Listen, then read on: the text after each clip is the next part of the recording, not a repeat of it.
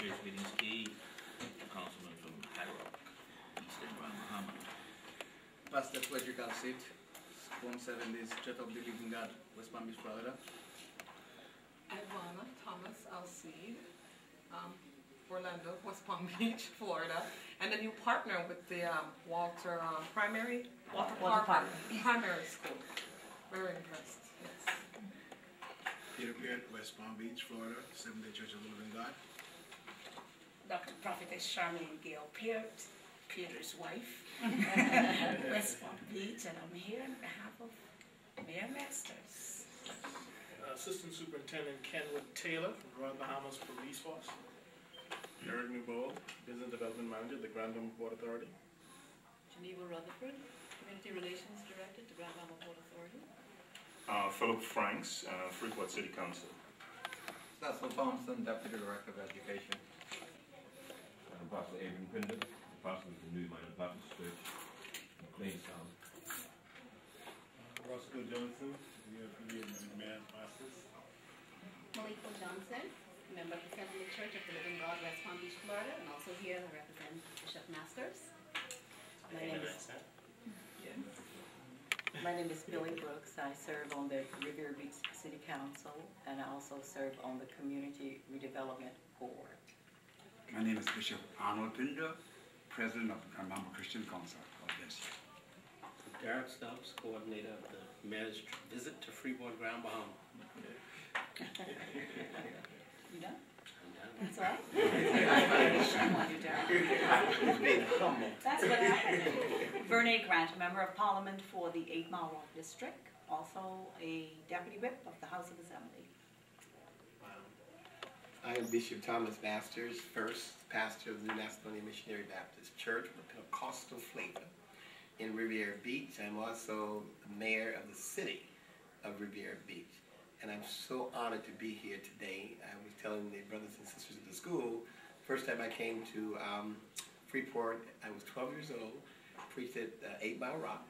Praise the there Lord. at Bishop Martin's church, Martintown. Jesus, and so I'm no longer 12. I'm a little bit older.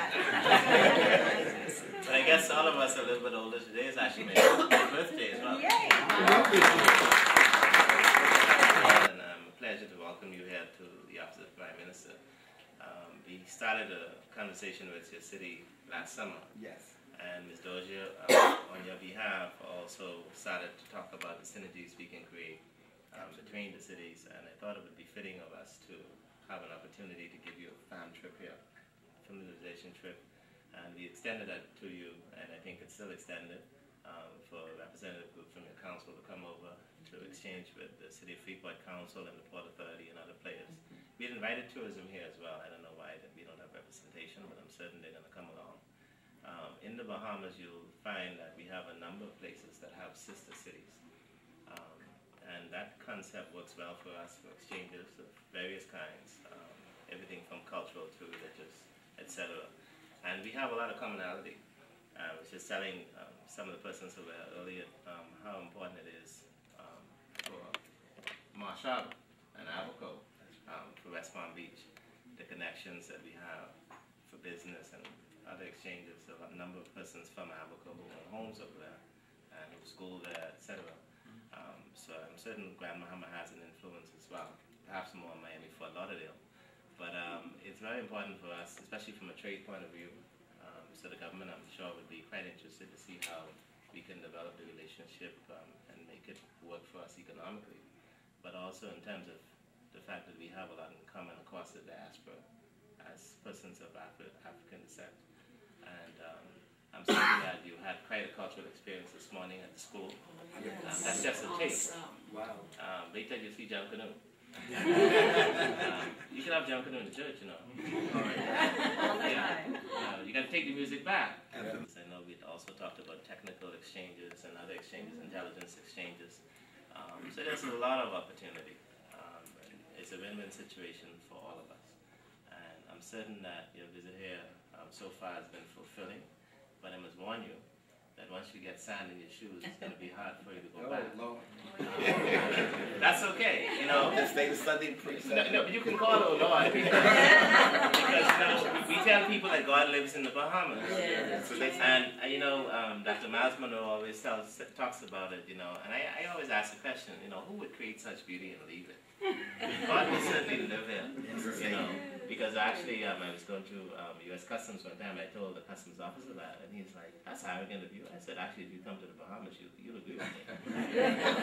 But we're very privileged that, there are only two things that you've given us this time to come and share. Actually, this was our main business, was to see you and to meet with the other government officials, but Derek said we must not leave Freeport unless we go to the school and to get started off. So we went there, and it was just inspiring. It was just awesome. We do want to definitely, that's why I've asked the council person to come along with us, to establish sister-to-sister relationship with your city, with Freeport, period. And we're very much interested in cultural exchanges, religious exchanges, the trade, the tourism. We feel that Riviera Beach is the best waterfront city to live, work, and play. We have an awesome marina that we're developing. We've just finished developing Ocean Mall with all types of opportunities for businesses to come into our city to establish. And Councilperson Commissioner Brooks will talk about the CRA and how they can assist in businesses from here that may want to invest there. And just wonderful. The door of opportunities is wide open. In Riviera Beach, when the president came, that's where he stayed, in our city. Just a couple miles from, maybe a mile from City Hall, right there in Riviera Beach. So, it's good enough for the president, it's good for everybody. We're definitely interested in sports. Dan Calloway from the Youth Recreation Association came over years ago and established a relationship, but we do have an aggressive youth program. We would love that opportunity to establish that. And we just want to partner with you, and whatever we can bring to the table, we want to do it. And we want to, I told the parents and the administrators, the educators this morning, that we want to set up discounts at our hotel in Riviera Beach, that when you come there, we'll be able to offer you certain discounts, and we just want to get it going. Commissioner? I do play the dual roles here as an elected city official on the city council. We also serve on community redevelopment for the community redevelopment side of what we do is to try to develop and redevelop specific areas in our city. We're very blessed that we have funds available to work with businesses in that area to help them in terms of improving the facilities and providing technical assistance with them in areas to keep their businesses very viable. On the council side here, let me stick with the CRA because I'm also interested in tourism. For 15 years exactly, I had a travel agency, and for many years I booked tours into your island. Casino tours was one of our specialties. This was in the 80s and 90s. I sold the agency in 1994. I also had a contract with the Tourism Development Board in Palm Beach County. They gave me, we bid it for it, and we were awarded the contract for 1 year to bring businesses in, minority business into our area. So I come with a background in tourism. And I see that that is something that we all could benefit during the slow seasons, of course. That is the time we'd like to see our hotels fill. You would like to see your hotels fill. So we can look at using the resources here of the travel. We have the Celebration cruise line, and I anticipate other cruise lines will be coming in, so we can look at packages going back and forth. I know that people in Bahamas love to shop, and we're blessed to have Walmart, Super Walmart right in Riviera Beach, and it would just be so convenient to get the ship over, maybe get a timeshare for a few days at a discount, do your shopping. You'll be a very popular person.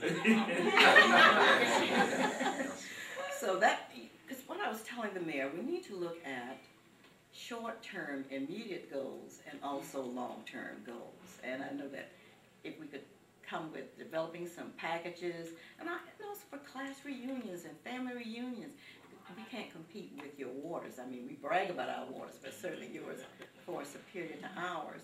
But certainly you can come over and enjoy, you know, what we have to offer in Riviera Beach. We're just a thought away from you, you know. So those are some of the areas that we're looking at. And on the council side, the bishop has touched on what we would like to do and with exchanges with your young people. It would be so nice to have young people come over here and visit, and you know, have an exchange, if you will. So, and you sort of technical assistance with the police. Ours is top of the line. We'd love to have you come over and meet our chief. We just ordered, I can tell you what it does, I can't tell you the name. It's called the spot shooter.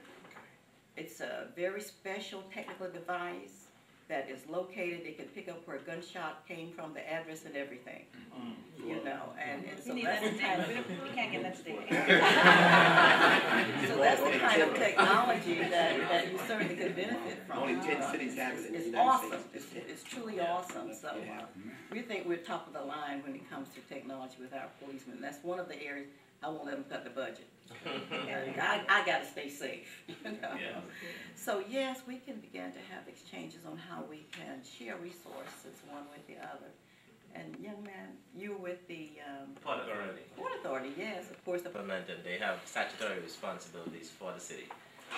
So it's a happy marriage between them and the other agencies of the government. That's pretty much like us as well. Yeah, yes. but they operate, like your council would, with specific duties that you carry out. So I don't know if Derek, Mr. Newbold, or Mr. Weatherfield wanted to say a few words, and then perhaps Franks and Ferguson from.